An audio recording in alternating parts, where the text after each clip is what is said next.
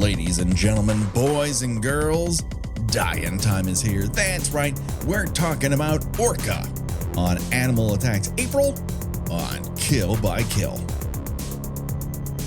Well, greetings and salutations, and that's your old pal Patrick Hamilton, coming to you once again from the beautiful seas surrounding Newfoundland. This is the Kill by Kill podcast, where we talk about horror movie characters in the order in which they die, in the hopes that a fisherman's untimely end is just the beginning of the jokes we can make at their expense. And as always, there's only one person I trust that if I need to be dragged away from a rampaging killer whale, she'll do a little bit more than hand me a net and say, consider climbing. The one, the only, Gina Radcliffe. How are you doing today, Gina? Well, much like the star of this motion picture, Richard Harris, I have somehow managed to lift myself out of a liquor-soaked haze in order to do this recording. Well, Harris, known for quite some time, one of my favorite Letterman guests, because he had constant, this is my drinking adventure this one time stories. He is drinking through the predominantly through this, and sometimes you can tell and sometimes you can't, but he looks pretty okay-ish. I mean, for being 65, although he was actually 46. Right.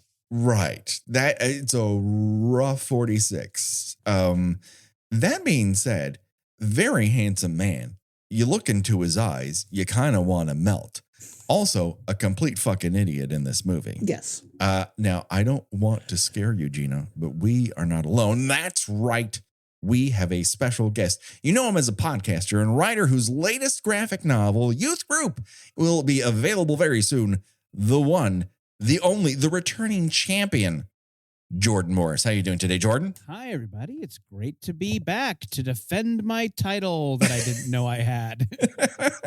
Well, we had to come up with some moniker for people who not only agreed to do the show once, but then had the misfortune to agree to do it more than one time. So you're in the club now, pal. Wait, do I need to fight other repeat guests? Is that part of this to maintain the title? It could be arranged, I suppose. Yeah, that's going to be the $20 Patreon level, I think. If we can ever have more than one guest where one recording doesn't seemingly have the echo of all three of the rest of us, we'll try to do that again. But for whatever reason, that's what tends to happen. So we like to have people one-on-one. That said, Jordan, I'm so happy you are back. You're coming off of last year. We talked about the very far away future of Runaway.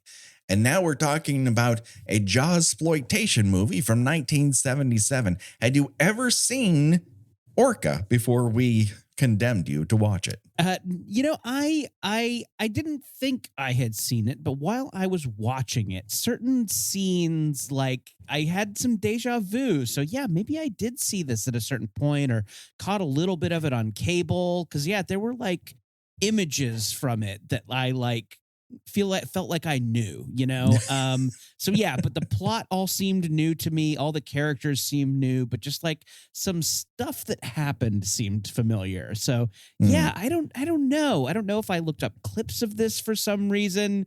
Maybe I'm just confusing it with Free Willy, which I saw as a kid. Sure. How many kids did that happen to in a video store? I wonder. My kid loves these Free Willy movies. Here's one. He seems to be attacking a village, or maybe he's just jumping over it and they're shocked. Right. Nobody warned me about the whale miscarriages. Right.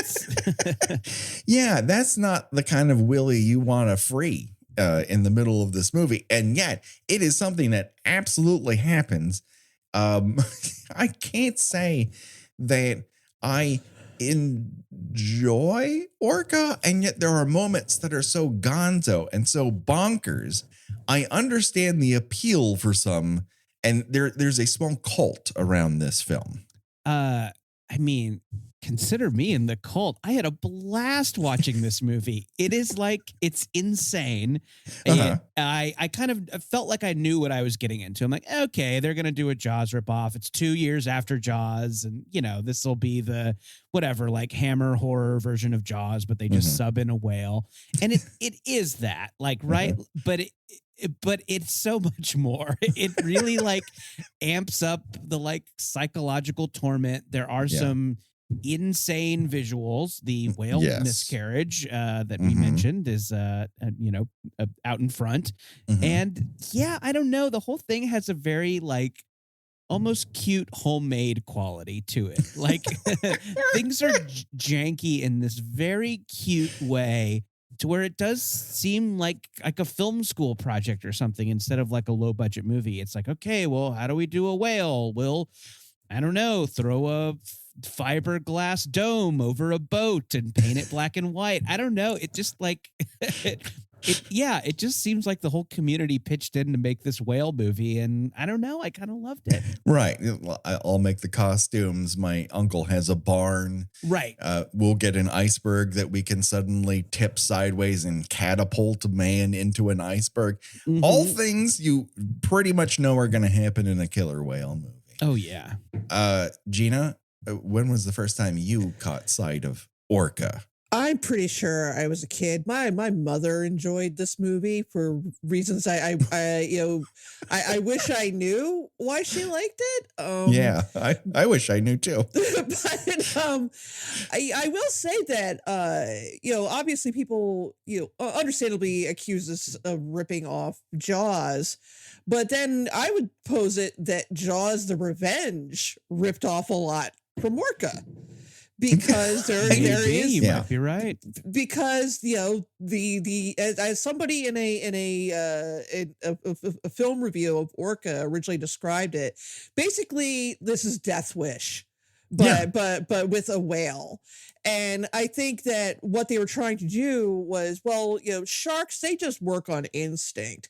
Whales are smart. Yeah. So, the whale remembers this guy as the one who, killed his old lady and his kid. and they have like at one point, I think my favorite scene in it, and I'm jumping ahead a little bit, but I just love this scene so much, is when he is the orca is I guess that's the whale's name. His name's Orca. Let's just call him that. He's sort of gesturing for Richard Harris to follow him, like, come on. Yeah. With his fins, using his fin to do his fins. Get over here. Come on, follow me, dum-dum. Like he's making that, come on, fight me gesture that, like, drunk dudes will make in a bar. You know who I am? I'm a killer whale. And I rule the ocean. Just let me get you outside. Just let me get you outside, and you'll see. When we get in the ocean, you're gonna know why they call me a killer. Among the many things this film has been compared to, and I thought this was a particularly apt description. It's John Wick. If John Wick was a killer whale. Sure. And does he go to like his killer whale exclusive like pod and like hand over some giant crabs to pay for his food and drink? Right. There's some sort of special golden shell that he hands over to a beluga whale so that he can have restitution. But yeah, I guess in that comparison, like the movie John Wick would follow around the like Russian gangster fail son, and you would see John Wick periodically in the background kicking ass. And right. Or you would just see John Wick pass by in the background waving over this way. Yeah. Over this way. And then doing some leaps of joy when he manages to blow something up. Right. He's like, yeah. I loved that every time the whale like got a win, he would do little leaps. He's like, wee! I did it. I killed many. I burned a village. Yay! So funny. The audacity of this movie to have that title treatment that really has balloon font. Mhm. That when you see Jaws, that evokes like, oh, them some sharp teeth. And when you see Orca, you're like, is that like a Formica dealer? Is that what's going on there? Do they sell Pyrex? What? It seems too pleasant for what is essentially a killer whale chew you up movie. Well, I think they don't want you to be afraid of the whale. Just don't kill a whale's old lady. That is the wild thing about this, in my opinion, is if your goal is to kind of like get butts in seats by evoking Jaws, is the goal you have to make you hate the main character and love the whale? Because that's what it is. I don't particularly care for almost anyone in this motion picture. Yeah. But that whale's great. Oh Love yeah, the like whale. I didn't come away from this movie afraid I was going to get eaten by a whale. No. That is definitely not a fear I have. You, Jordan? Getting eaten by a whale? Yeah. No, I would never wrong a whale. And Yes. if I did, it would be by accident, and I would apologize. Yeah, I would simply and quietly climb into the whale's mouth Yeah. and accept my fate just so you wouldn't have to kill 11 other people beforehand. Right. Yes. Although I will say that the characters in this movie like just refuse to stay away from the water. I think Yeah. and I guess that is the challenge with a sea-based horror movie is like just leave the water, it can't find you. But like they Yeah. insist on living, in a house that is partially over the water and held up by beams that the orca can smash. It is very like people's insistence on staying in this particular part of the ocean is pretty wild. And exactly, well- we said the same thing about Jaws: The Revenge, where like despite him having about 3 to 4 potentially near fatal encounters with a shark, that Chief Brody's oldest son was working as an oceanologist and living Yeah. in the Bahamas.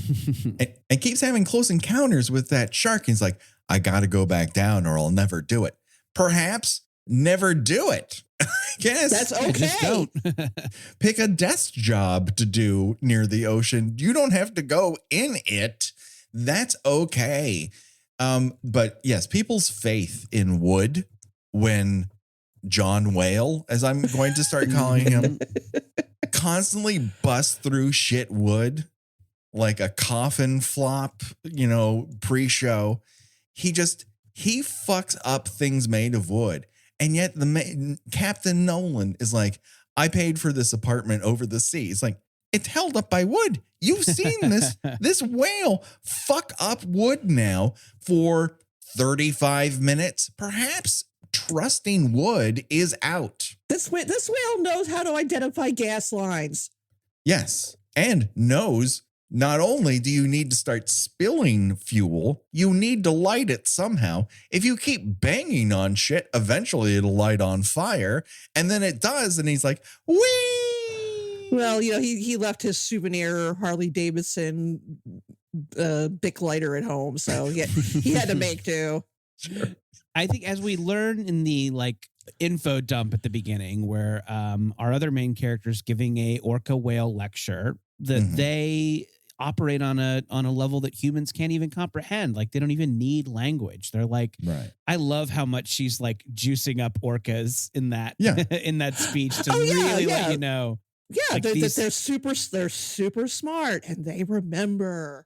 Mhm. And they yet- love revenge. They're capable of revenge. They have She's- a taste for vengeance. She is sure to. She makes it very clear that whales are capable of vengeance to Yeah. set us up. Orca For the rest of the 101 movie. is super playful, mate for life, Yep. very enjoyable. The alpha of the ocean. Also, do not fuck with these whales. If you cross them, kiss your ass goodbye. Yeah. And then Captain Nolan has been a fisherman for 16 years. And when he's out looking for a shark to capture, and basically this great white shark gets murked, posterized NBA style by a great white, he's like, whoa, what's that? What is that? You work in Ocean. Like, Ocean is his job, and he doesn't know what a fucking orca is. I knew what an orca was, and I had just seen pictures of Shamu existing. Yeah, and of course his response to this whale, essentially saving his crewman's life is, well, I think I'm gonna capture that instead. Yeah, no. Fuck those sharks. I gotta get me one of them whales. That seems super simple. And everyone tells him, no, it's not. This is a bad idea. And he's like, I heard idea, and I'm gonna go with that. Sure. So before we get into the plot too much, I do want to do a little bit of setup, because this follows in the footsteps of another movie that we have covered, Gina, not Jaws, but 1976's King Kong remake. Yes. This is a Dino De Laurentiis movie.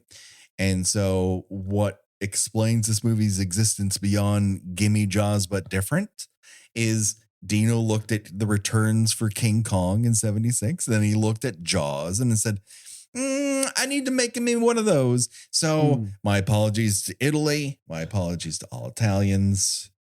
It's Mario. The Mario movie pretty much made this legal, so I'm just going to go ahead with it.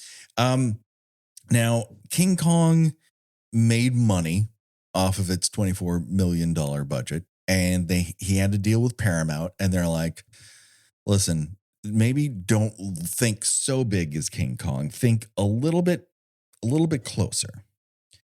So he's like racking his brain. He obviously sees Orca as an opportunity to get, a big disasterish movie, but on a smaller scale. It can't be that hard to make a fish attack movie on the water. That's not problematic at all. He didn't ask Steven Spielberg about it or anything. So he's like, fuck it. Like, let's do this. I don't know why he thought Orca would also be on McDonald's cups the way that King Kong was, but he was pretty fucking convinced. Yeah, the kids love whale miscarriages. Everything about this movie says bring the family. So he's like, all right, we can scale this down. So what's like a great white shark, but isn't, and someone happens upon killer whale? Well, that sounds dangerous. Killer whales are so fucking tough, they manhandle great white sharks. Perfect. We'll put that into the movie. And so here we are, just mere months later, they're like, get this into theaters. So we introduce the first person in the movie, Captain Nolan, played by Richard Harris on a lot of gin. And he doesn't own a complete sweater for the entirety of this film. Yeah, I feel like he just went on a bender on like a fishing boat for like a week, the whole method acting thing. Right. And then just grab some clothes from like a pile of rags. I'll take these. A handsome man, but you could tell that he stinks. Oh God, yes. God, yeah. I mean that the breath could strip wallpaper off a wall. Yeah, those partial sweaters have not been washed in a long time. No. At one point he shows up in an outfit so filthy.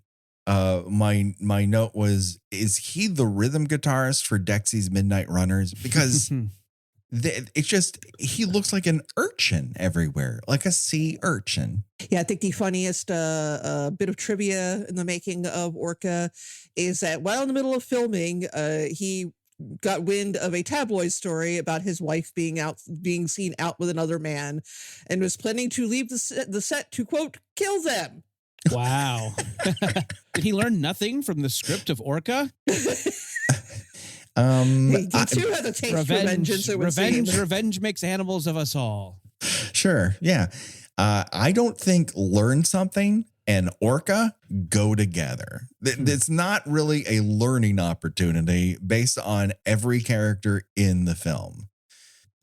Here's one thing I did learn, however, and that is it doesn't matter how big your bucket of bloody fish guts is. people will still want to kiss Bo Derek when she's sloshing it off the side of a boat. Mm-hmm.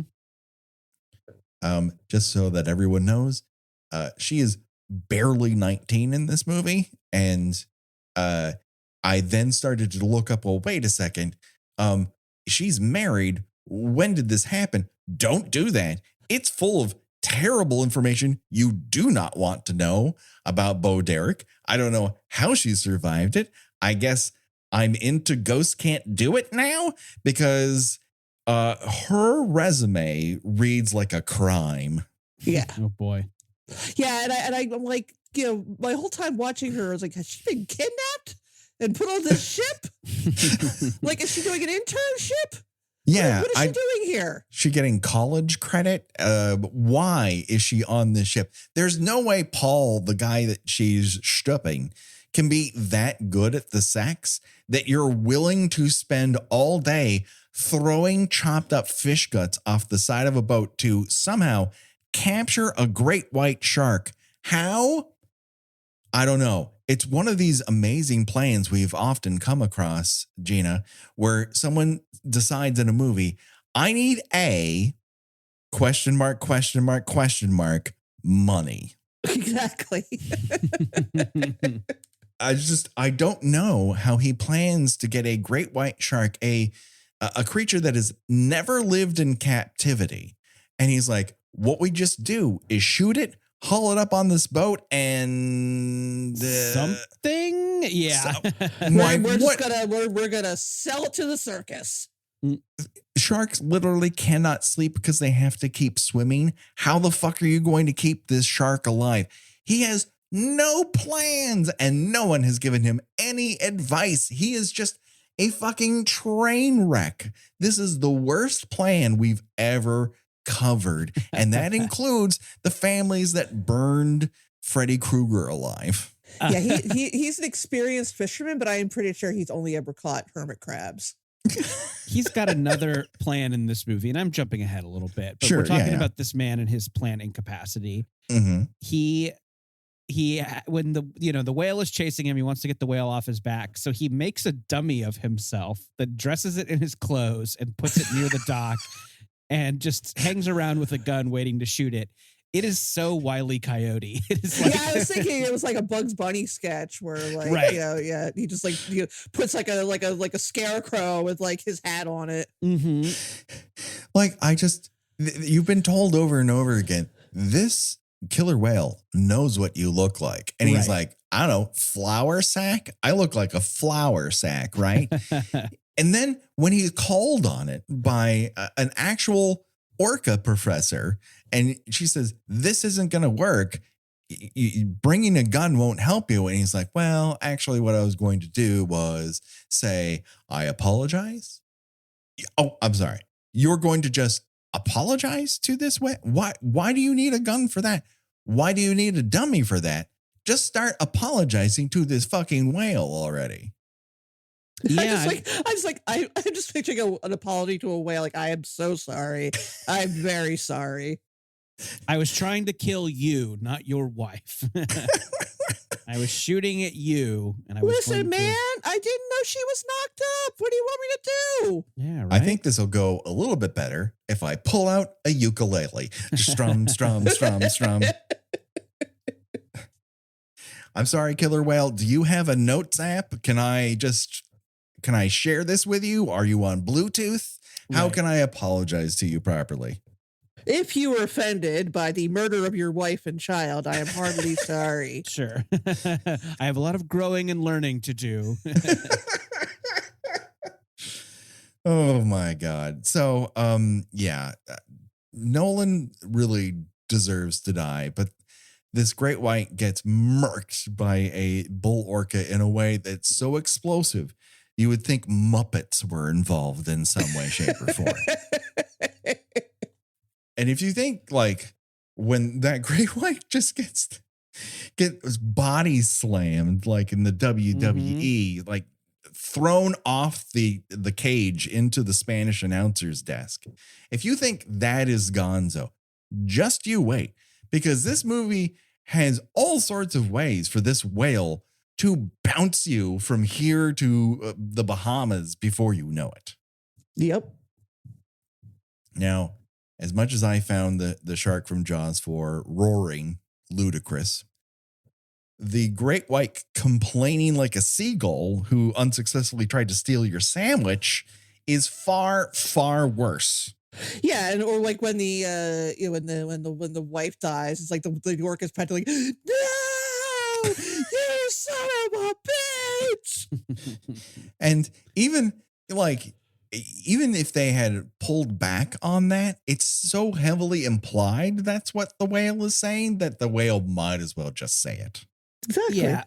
I feel like that would be fine with the logic of this movie. Like the whale can just start talking. It's okay. It's an insane movie. Like make it talk. Give it.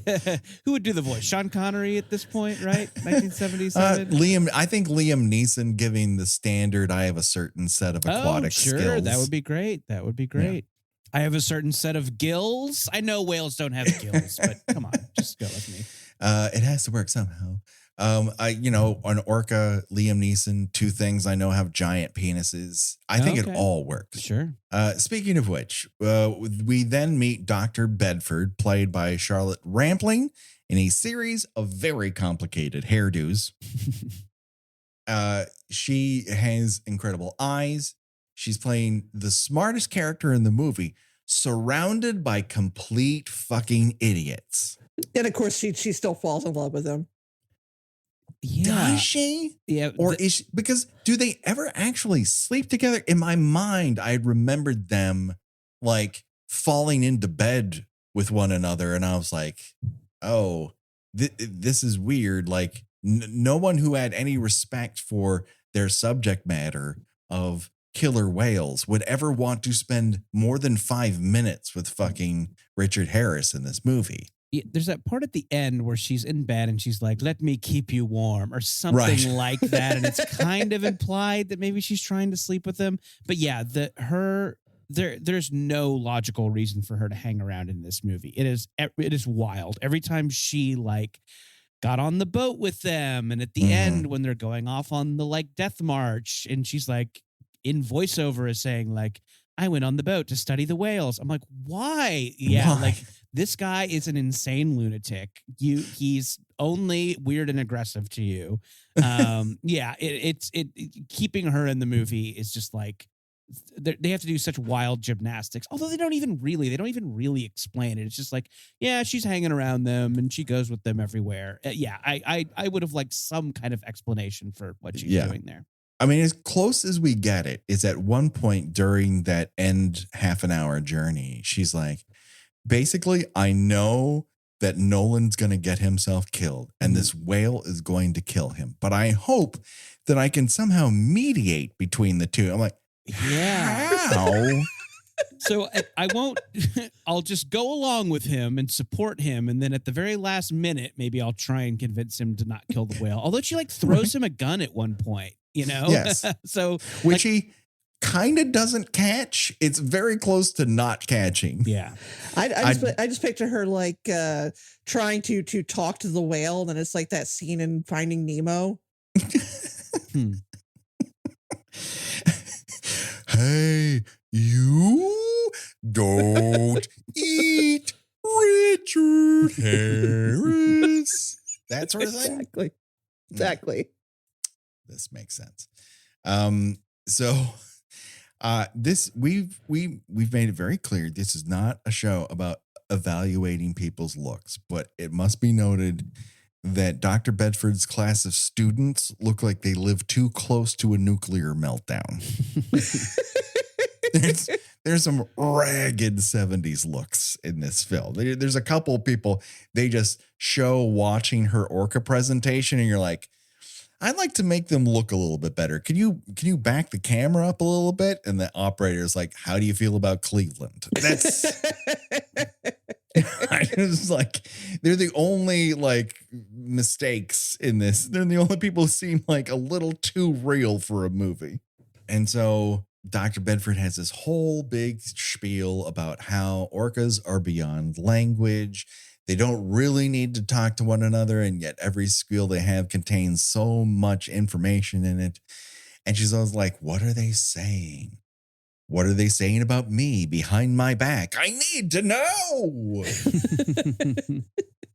Needless to say, Bedford in that voiceover comes literally out of nowhere, and it won't be the last time. This movie just chooses like 4 or 5 times where Dr. Bedford just gives voiceover, and you're trapped inside the movie with it. You're like, is it her story? Is it his story? Is it the whale story?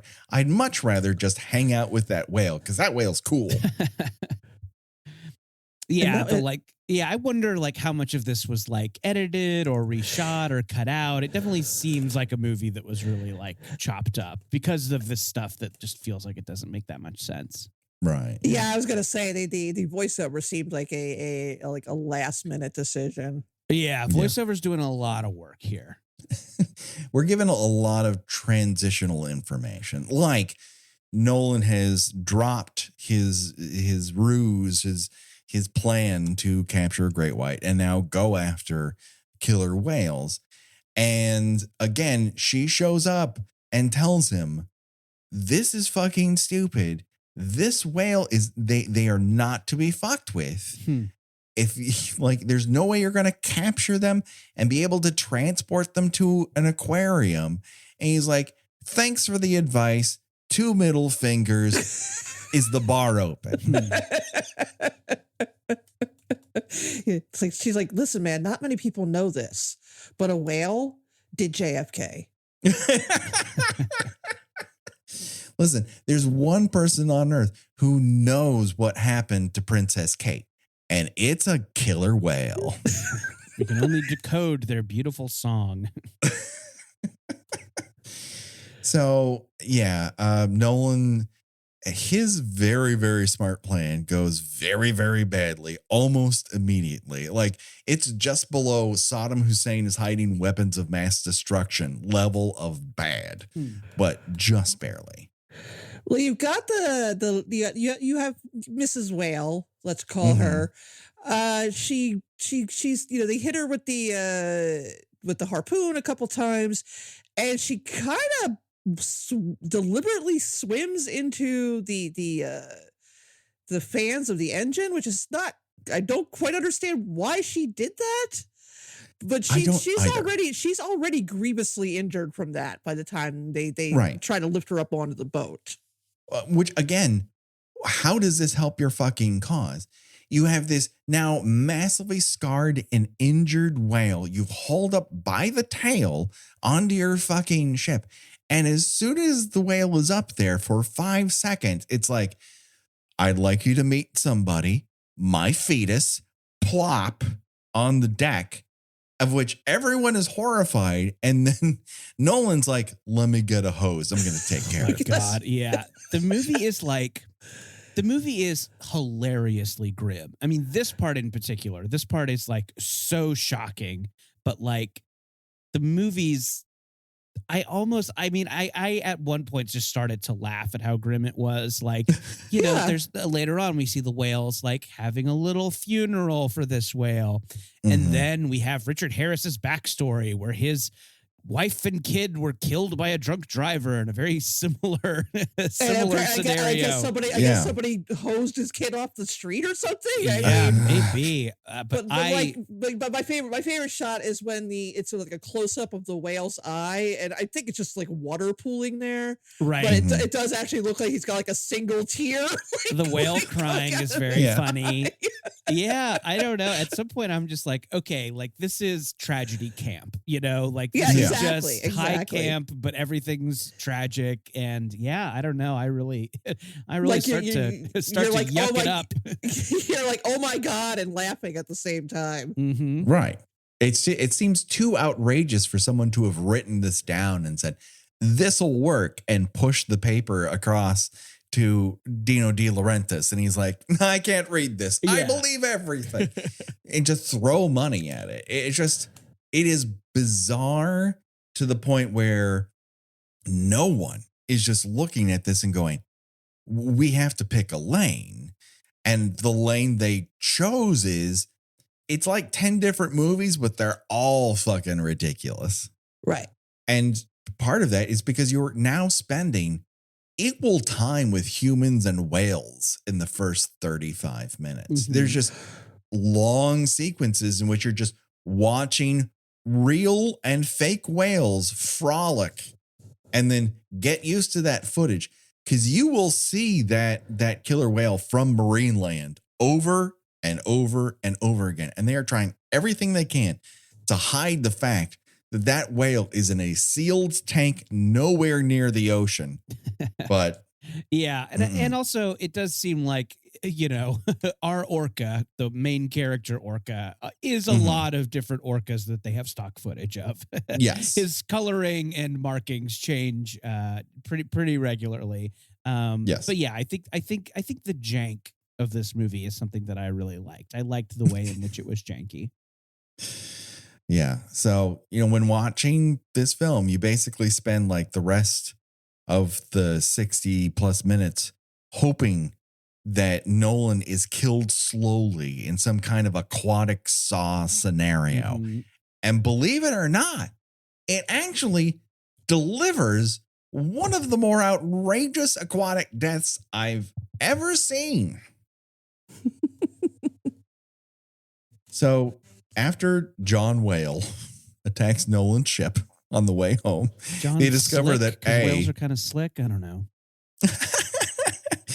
he discovers that the female is still alive. Like, what kind of fucking fisherman is this guy? Ocean is his job, and he doesn't know if this creature that he's hauled onto his fucking boat is alive or dead. Yeah, you would think that would be pretty hard to. You think that would be pretty easy to tell with a whale. Right. You would think you would see her breathing or emanating some kind of sound, but she's playing possum. I don't honestly know.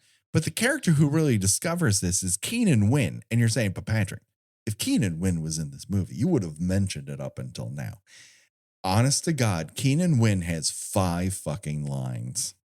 It's like he's getting his SAG card off of this. It's crazy how little Keenan Wynn factors into the plot of this major motion picture.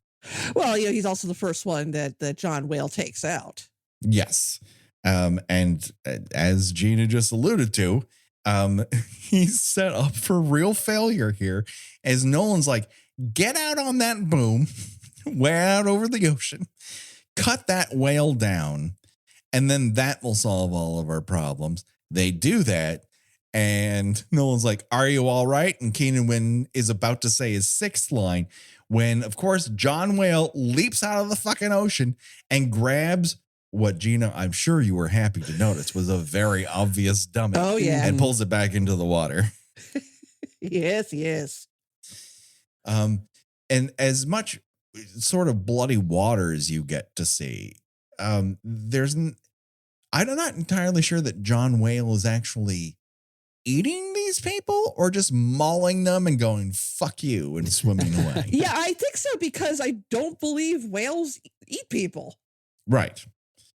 But he is manhandling them with his mouth. So it's a lot of mauling, I suppose. Yeah, I mean, just probably just the act of getting, you know, kind of held by an orca's, you know, jaws is probably gonna, you know, you're not coming out of that.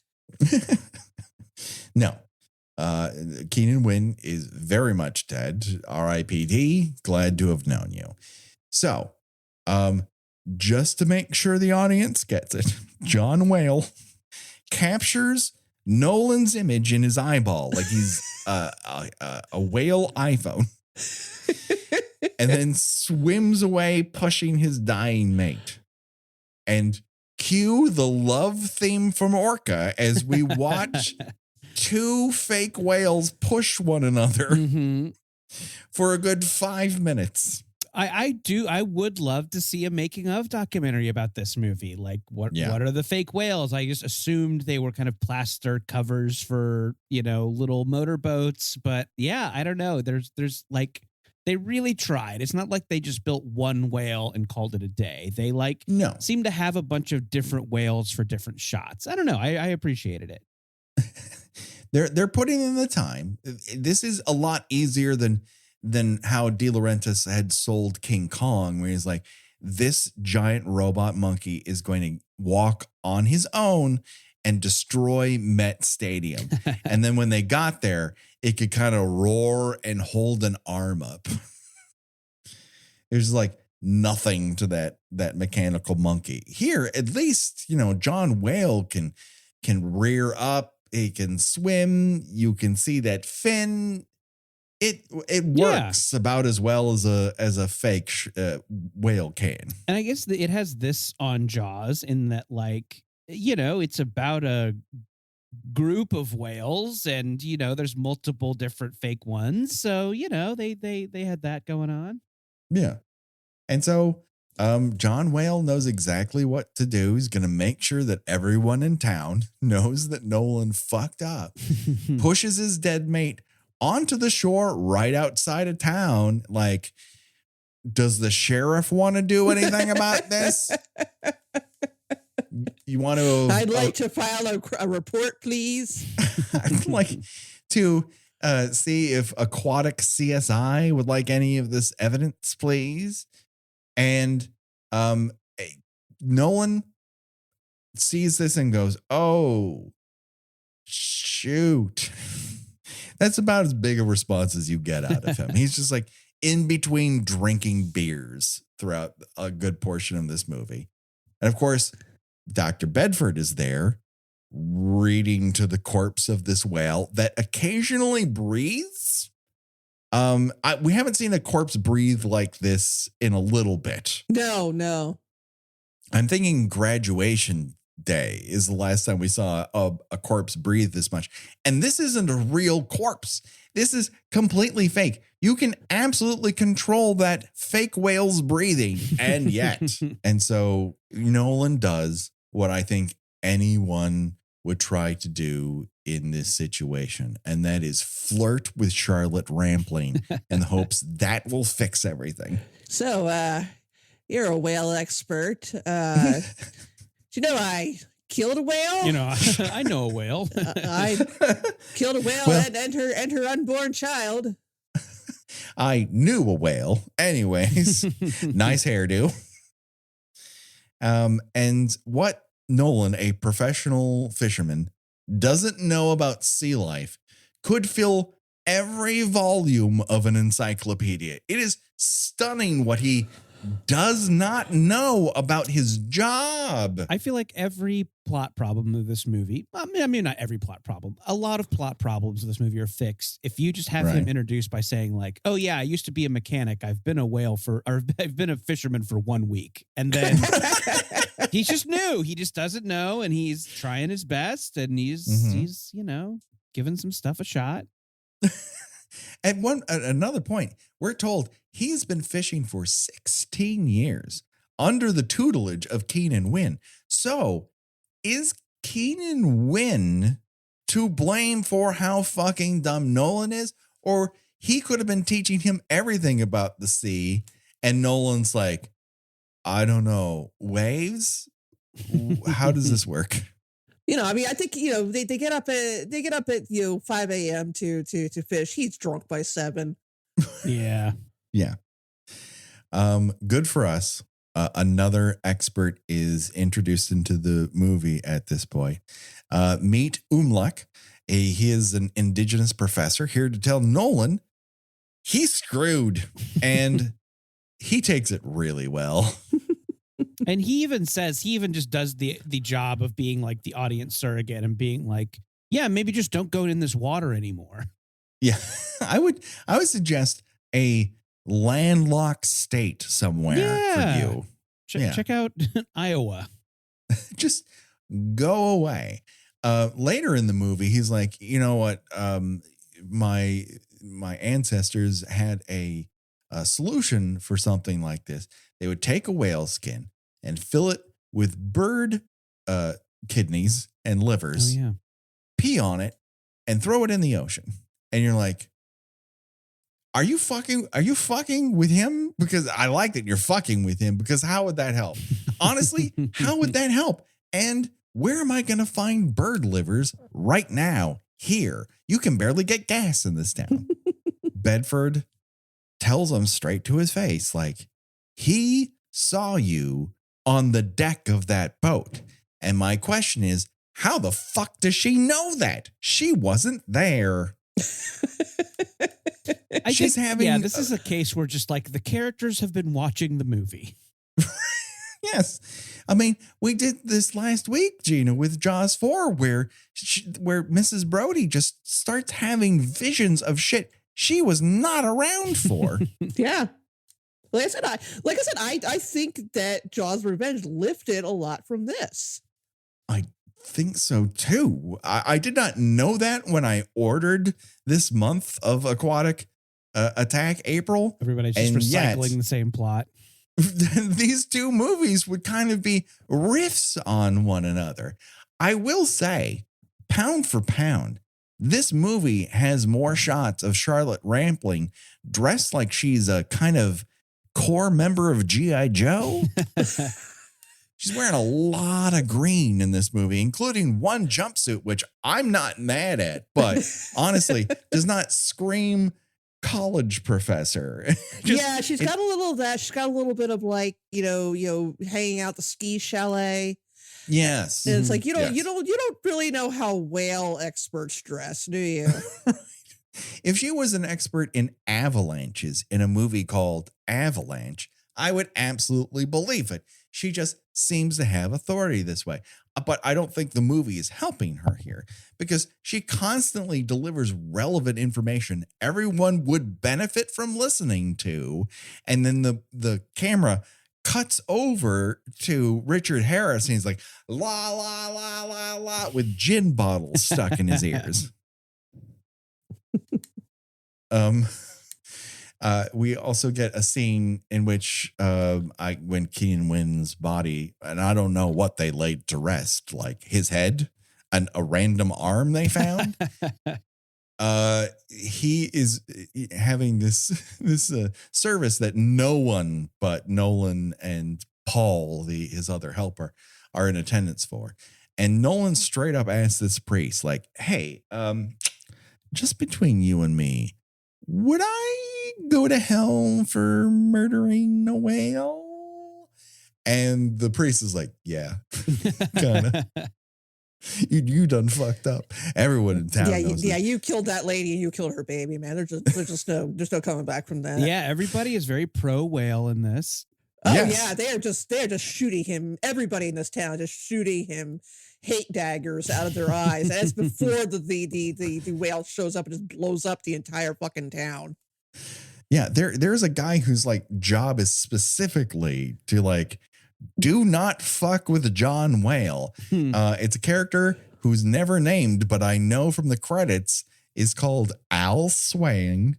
And Al Swain is like, do not fuck with this whale. My suggestion to you is to live in a landlocked state. I was going to say, and get onto dry land as quickly as possible and do not look back. Walk along the beach to the next fucking town. I mean, we don't need your shit here. Is this movie just the greatest critique of like toxic white men? Sorry to be so woke, but sorry that I'm spreading my woke mind virus, but also like, yeah, everybody who's not a white guy in this movie has pretty great common sense and would survive. Were it not for this dude. And at least local fisherman is giving it to him straight. Like, you need to get out of town. This whale's already like scaring away all the fish we need to catch to make money. So you go away. And Nolan's like, I'm paid up for a month. It's kind of like a Three's Company situation, right? Only there's two dudes and I'm the Chrissy. And I have no desire. I just want to drink all day. And immediately John Whale comes into the port and starts murking boats. And I guess like that's, this is the best explanation for like why is any of this happening, right? Like, Mhm. why, why do these people continue this crusade? I guess there's an element of like, oh, this is kind of a noble, like, a noble try for them to like help the town, because I guess the whale will just go fucking nuts on the town or whatever. So yeah, I And- guess that to me is like a pretty good explanation for like, oh, why do they just keep doing this? Right. I just feel like it's sort of like, if you go on a deer hunting trip with your friends, and you shoot a deer, you don't kill it right away, and the deer spontaneously miscarriages a fawn. And It then happens. It happens. the buck, the fawn's dad, just runs up and guts one of your friends with its antlers. Are you Mhm. going to continue that hunting trip? You double that down, you will- get more people. We'll find out soon when Bambi comes out in the Pooniverse. Jesus. Oh, right. Again, this is relevant now. Will not be so relevant whenever this I episode hope comes out about next month. about a month from now. So hopefully people will forget about any idea of a Pooniverse. Yeah. Hopefully, people are like, I've never heard of this again, and start Googling Pooniverse. Like, it just disappears from Earth. I'd be fine with that if it was. But also, Jeannie, you need to get your bag, because that should be the plot of the Bambi movie, when it's just going to be Bambi spearing motherfuckers and women taking off their So you tops. think it should be retelling Orca but with deer?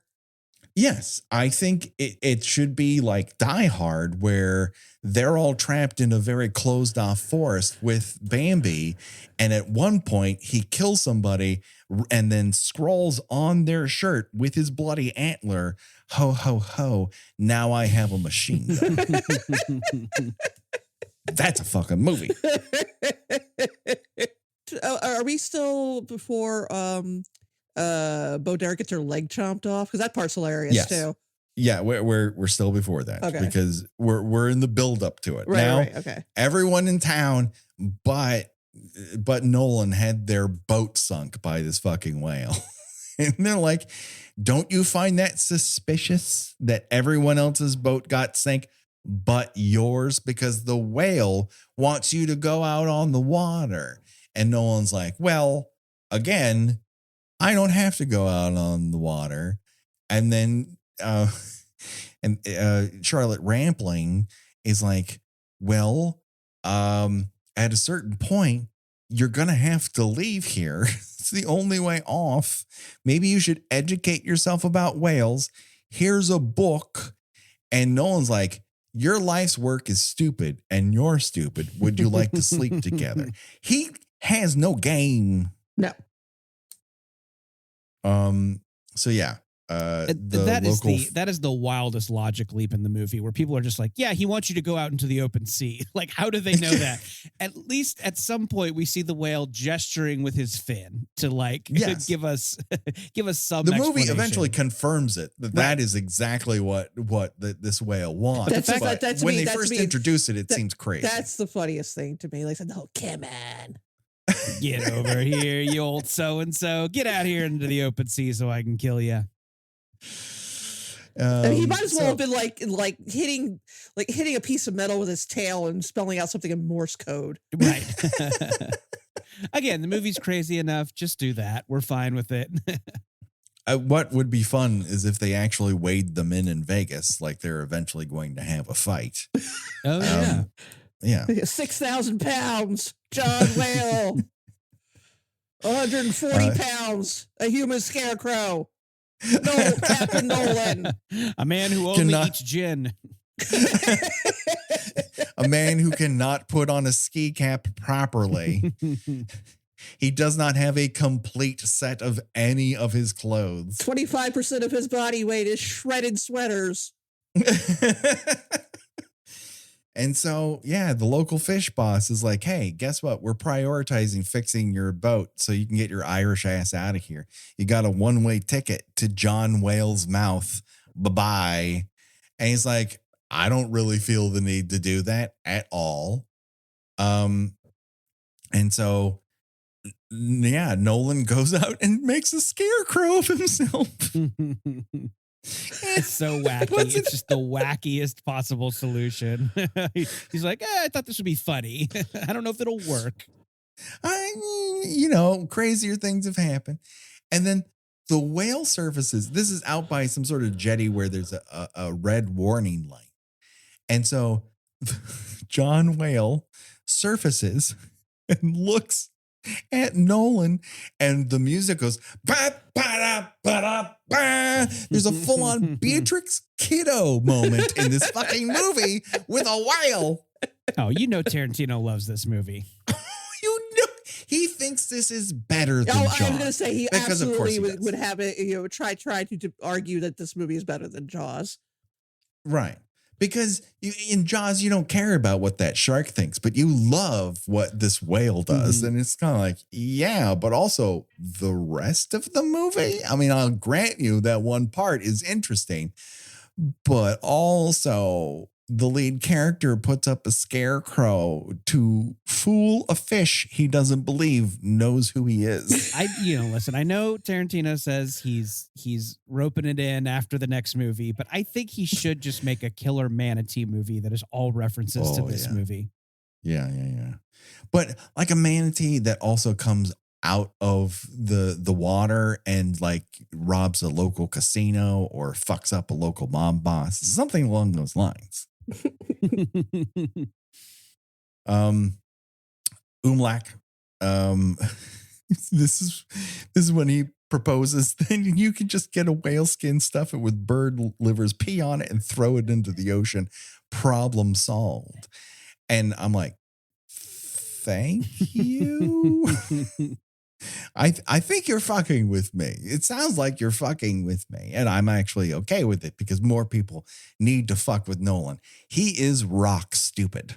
Yeah, I mean, it's easy to give him any sort of advice on catching a whale or getting a whale off his off his back, and he would absolutely believe it. I understand that if you throw a whale a bologna sandwich, that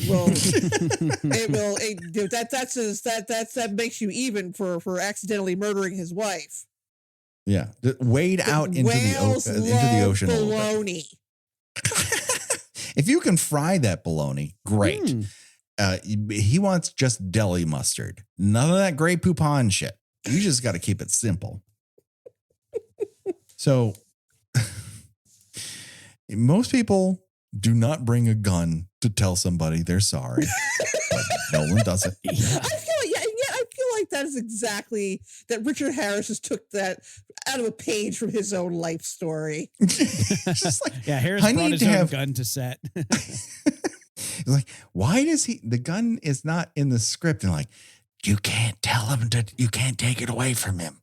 He read about his wife. It's in his contract. We've sunk too much money into this movie. Just let him do it. He thinks bookies are after him. He won't do the scene unless he can have his gun with him. Also, he owns 50 large to MGM. Good time to mention this movie is rated PG. It's like and it is so PG. Kids could go see this movie in 1977. I love it. Kids can see a guy awkwardly fall in bed and want to fuck Bo Derek when she has a cast on her leg. And then you have to explain that to them. And also, I mean, Nolan has been living in this house with these two. And at one point, barges right fucking in. It's like, knock, asshole. He's living in a bedroom with Bo Derek. What do you think's happening in there? So this is when John Whale decides, I know how gasoline works. He busts a bunch of pipes. He knows where the gas lines are. He read a map for the gas lines. and he found which ones are the gas lines. Maybe he thought those were wood too. And he just loves to bust shit wood. But the plan works because he knocks over a lamp. Everything catches on fire. Everyone's like, that fucking whale. And then a giant gas tank on the hill blows the fuck up. I think if we're talking about just this whale's whale powers, is this the scene too where it does like a sonic cry and it shatters her wine glass? Right. This whale can do fucking whatever. I love it. The whale's an X-Man. Yeah, it's like they really Whale sat is an down. They really sat down and just are like, okay, what's everything a whale can do? It has to happen in this movie. The whale has to use everything, at its disposal. But the best thing about that glass before it breaks is that Bo Derek pours, and it's a full, red wine glass, and she pours brandy in it. A good 3/4 of the way to the top. Like, holy shit, you getting drunk tonight. And the only thing that stops her is a fucking whale attack on a house. And yeah, like everyone seems to have, to varying degrees, an understanding of John Whale's motivation. And they're just like, if you could just feed yourself to this whale, we could get on with life. I do love how the whole town is just clued into what's going on. It's that small town gossip. Everybody knows when, somebody gets married. Everybody knows when a whale is trying to kill you. Yeah. But also the whale is communicating a lot of this stuff. When he blows up that fucking gas reserve, he leaps into the air like, ha ha, burn, bitch, burn. He's just pushing it in everyone's faces by splashing about in front of his handiwork. And again, no court could convict him. Whales are above the law. I feel like he is sort of daring one of the townspeople to just sneak on Nolan's boat in the middle of the night, knock him over the head, and throw him in the water. Here he is. Go get him. Just have Adam put him on a fucking raft. Stop blowing up our town. Thank you. Yeah, and they should. That's absolutely what they should do. They're very justified in that. They should put him in a barrel and shove him over the side of his boat.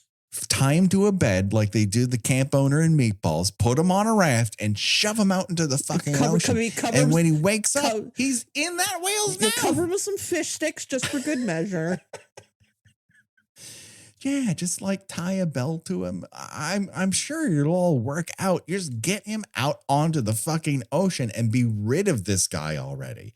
Because he's not only fucking up your only fuel source in town, he doesn't care about houses. Fuck your house. He just mows half that house down. And Bo Derek, because she's already got one busted leg, cannot get out. She's just pulled all the way to the bank. They try to pull her up using a net so fucking slowly, so stupidly. And at a certain point, the whale's like, listen, you're not who I want, but I'm going to send a message. And that message is hobble. You don't need this, do you? And just chops off the leg just above the cast. What's where the good meat is if you're a whale? I mean, I think we're debating whether or not the whales are eating people when they're chomping them. I think there's certain cuts of the human that are the most tender. So true. Yeah. It's all in the calf. That's where it's a precision cut that he goes for, because the leg cast is really high on her thigh. And yet he gets a very clean shot out of it. And then you see him swimming away with it in his mouth. Yeah, she does not die, right? Is that the last we see of her? That's the last we see of her. She's mentioned one other time when Nolan drunkenly says that he's responsible for a young girl's maiming. So I'm assuming that's who he's talking about. Were they thinking of doing a sequel where she comes back with a peg leg? That would be amazing. That would have been great. I mean, that's the unmade Orca sequel where she's just gone full pirate and wants to get revenge for her leg. Here's the thing, Jordan. A movie did this, and we covered it on the show. Oh my gosh. It's called Shark Night. Okay. A guy gets his arm bitten off by a shark. Later in the movie, he is still alive. He wanders out into the water where he knows multiple sharks are with like a giant harpoon. And he's like, come and get me. And you're like, what? What? You're trying to get revenge on multiple sharks in your condition? later on, he just falls off a jet ski to sacrifice It himself. sounds familiar. That's Maybe how I've he seen dies. this movie. I thought it was going to be a lot of fun, and it is not. Yeah, it's interminable. It's a movie where a bunch of kids constantly get in the water for no particular reason. It's going to be Shark Night, and they're all going to die by sharks. And you think this is going to be fun, and it just proves over and over and over again. You want to have fun? No. It was released in 3D, and it's not fucking fun, Jordan. 3D. The most fun amount of Ds. 2D, everyone gets it. 4D, too much. If you want to add an X to it, you can't eat popcorn because it'll just spill everywhere, and that's everywhere. So we're rounding the bases here because the next morning, Nolan, Paul, Dr. Bedford, I keep forgetting her name, and Umlac, and then Robert Carradine for some fucking reason. Yeah, was he there the whole time, or did he just like? I don't know. I was going to ask you. Did he just guys, you need another more dead meat? Yeah, I think they just needed more people to chomp. You want a bigger body count. So yeah, it seems like they just threw a couple of additional characters on the boat. Yeah, and like Dino Wrenches is like, did we order a Robert Carradine? And they're like, yeah, but we're not going to use. Well, put him on that boat and have him get chomped because I'm already paying for him. So yeah, they set sail for Deathsville on the sea, and they pass by the rest of the town, who managed not to give him double birds. How is this possible? Everybody should just be like holding up, like I said, both guns blazing while he's on his way out. Don't let the tides hit you on the ass on the way out of town. Never in my life have I wanted the MSD3K and the crowd goes wild. More than in this sequence. And Richard Harris is like, I'm not even giving you the dignity of looking he's at just you. scowling. Like, I don't know you guys are mad at me. I didn't do it. I didn't blow up your stupid town. You seem mad. I don't know why you're mad at me. I did nothing wrong. Captain Nolan innocent in my book. And the ukulele is implied throughout all this. Of course. And then they get out in the middle of the ocean and they aren't there for 5 fucking minutes. And Richard Harris brings out a pack of TNT and just lights that bitch. No fucking, what is the dynamite plan? He doesn't even know where this whale is. And he's just like, maybe I wake it up from slumber. Does he know how dynamite works? Because I know he doesn't know how fucking whales work. What is the point of this? I don't think he knows how anything works except maybe a bottle. So if he could blow the shark up with like, when you put a rag in the top of one and you light it on fire and maybe throw one of those at a whale. I am realizing as we're talking, this is basically a Looney Tunes movie. The only thing that doesn't happen is someone leaves that ship in just a trail of smoke and an outline of their body inside the hull. Yeah. No one paints a tunnel on the side of the iceberg for the whale to go in. But if John Whale had ever so occasionally talked in a French accent and tried, to woo Charlotte Rampling, right, I would watch that movie. I would watch that movie. Yeah. I mean, orcas, they were the original Looney Tunes. That's a cut part of her lecture that we didn't hear. And so Charlotte Rampling manages to throw the dynamite overboard, which somehow she's like, don't do that. And he does it anyways. She's like, fuck. And she throws it over. And then Robert Carradine's like, did you guys need me for anything? Chomp. Dead instantly. Yeah, he's just like hanging over the side of the boat like nothing can happen to me here. I think I'm in the safest spot, dead. Just right here within jumping distance. Just an Irish Spring commercial for some reason. In the middle of this whale attack, he's like, I don't know, get a full shot of me. I don't know if I'll ever be on camera again. Dunzo. That's a picture wrap for Robert Carradine.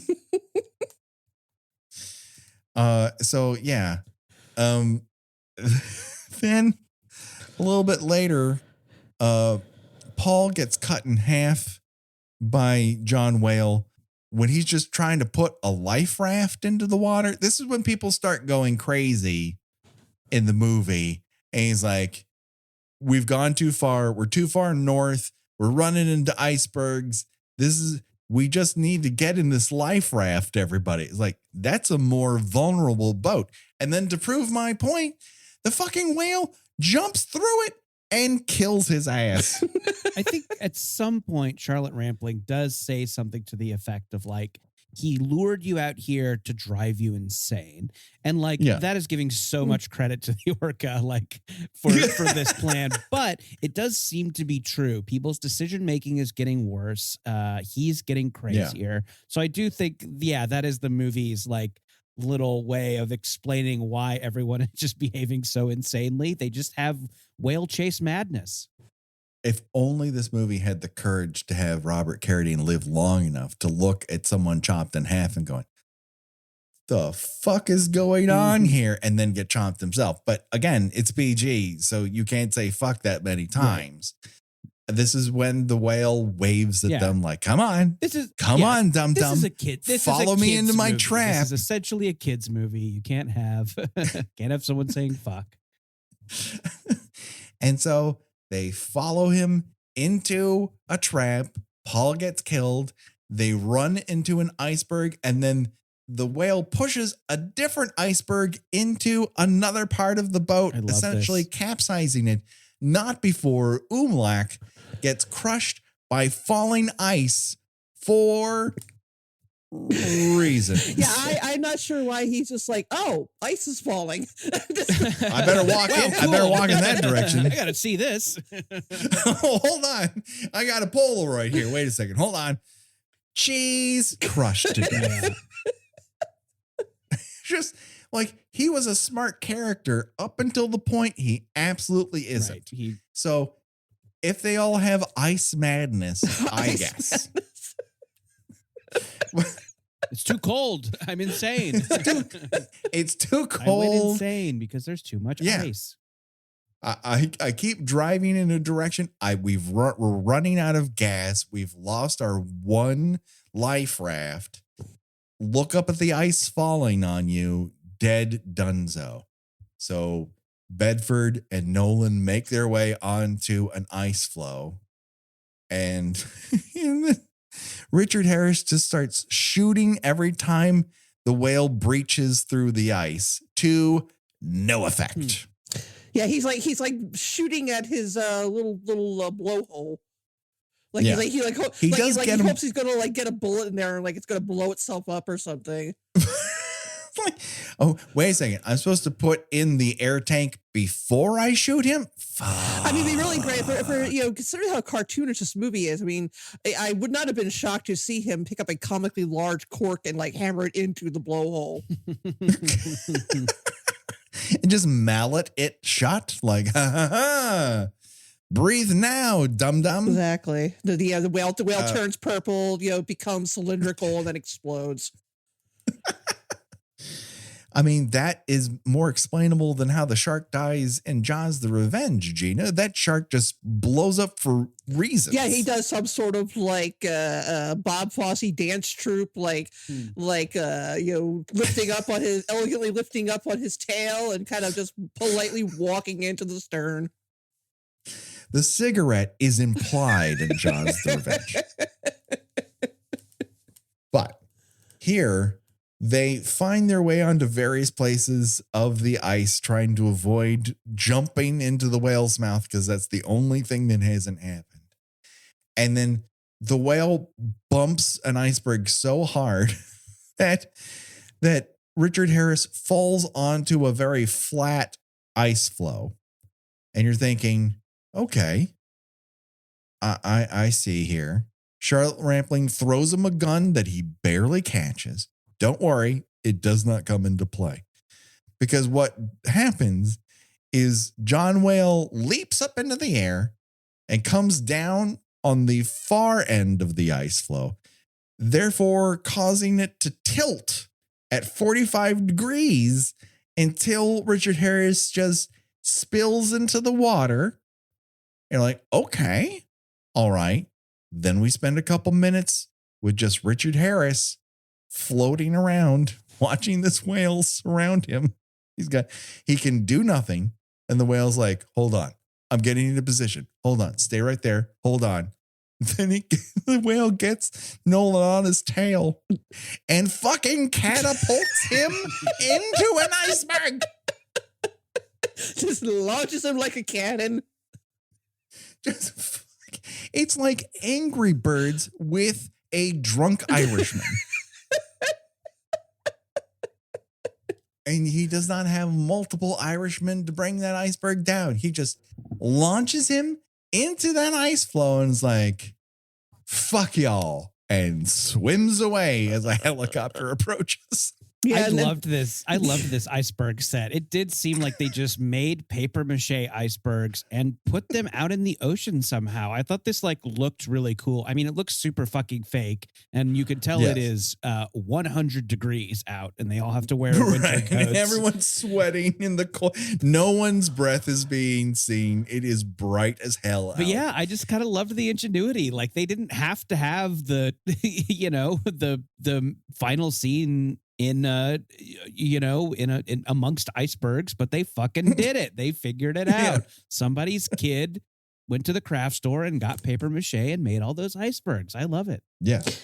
I will say you don't have to watch the entire movie, and I don't recommend it because the parts, as is often the case with animal attacks movies, the parts involving only just humans on the screen, everything just comes to a dead standstill. But if you watch the best bits on YouTube, I highly recommend. Normally, I would never say read the comments, but I'm going to recommend reading the comments because I'm pretty sure many of the people commenting thinks that whales could actually do the things that the whale in this movie does, and it is breathtaking. They're like, this is so beautiful. Nature is the majesty of nature. Yes. As he flips a guy like a pancake off his tail. Oh my God. Just catapults him into a hard surface and is like, my work here is done. Fuck y'all. Double birds as he's swimming away, away from Charlotte Rampling. Like, you can live. Yeah, you're cool. You're cool. All right.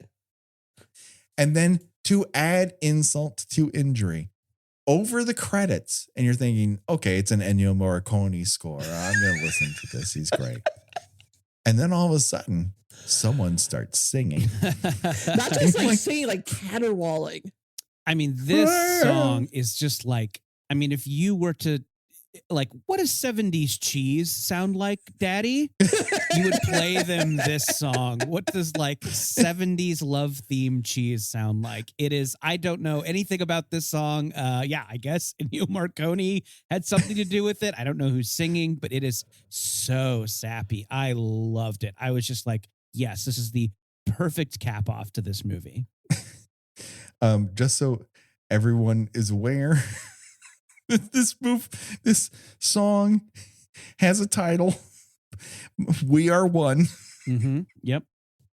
It's just, people describe it as epic. I don't think it is. At one point, she caterwauls about the rainbows in your eyes.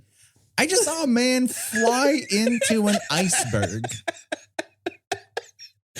Well, it's very much in keeping with a lot of 70s disaster movies, which Sure. I guess this would be classified as a disaster movie. Yeah, I think so. Yeah, A kind lot of them had like these really sappy theme songs. You've got Yes. like The Morning After from there's got to be a morning from after. the Poseidon Adventure.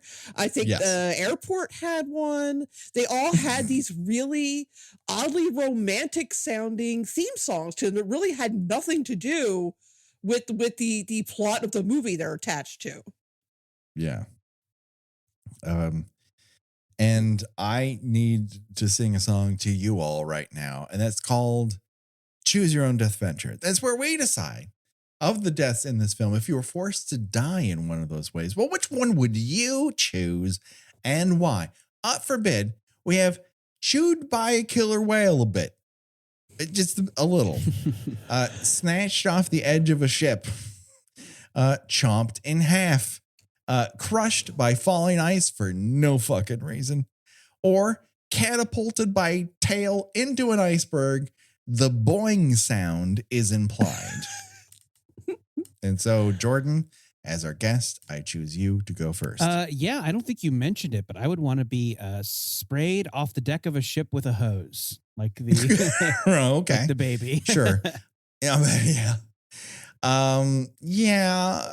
I mean, certainly that whale's a life of a certain degree. This is not meant to be a reproductive rights conversation. Well, you're the one who brought your woke mind virus onto our show. Here we go. Right? Am I right, Gina? You have to back me up. I'm Yeah, right. I think you might be right here. Okay. Okay. That's perfectly acceptable. Gina, what say you? Yeah, well, you know what? Honestly, I won't take Mrs. Whale, but I do, I would appreciate, my death being, so mourned by my loved ones that an entire town is blown up over it and several people Sure. killed avenging me. Because that would be cool. Yeah. But since I generally try to choose a human death, I guess I'm gonna go ahead and be just crushed by falling ice, because I probably would be like, Okay. hey, avalanche, you never seen one of the Right. Whoa, cool. By the time the thoughts through your mind, a giant chunk of ice is through your mind. That sort of deal. Yeah. There's no way I'm not getting catapulted by a whale's tail into an iceberg. And then I'm sorry. Charlotte Rampling to like just tell everybody about it. Right. Like, the most beautiful woman on earth, tell my tale. And dead. Tail was a pun. Did you get it? As I slide dead. I was making a joke. It was so funny.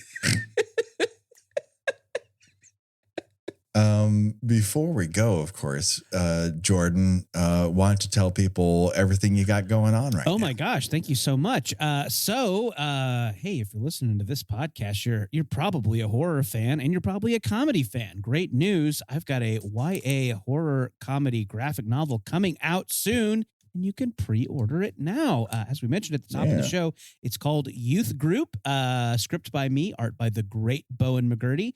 It is the story of a bunch of teenage exorcists. They're part of like a goofy Bible study group, but they also have to go out and actually slay demons. So yeah, it's got Buffy the Vampire Slayer vibes. It's got Shaun of the Dead vibes, if those are things that you like.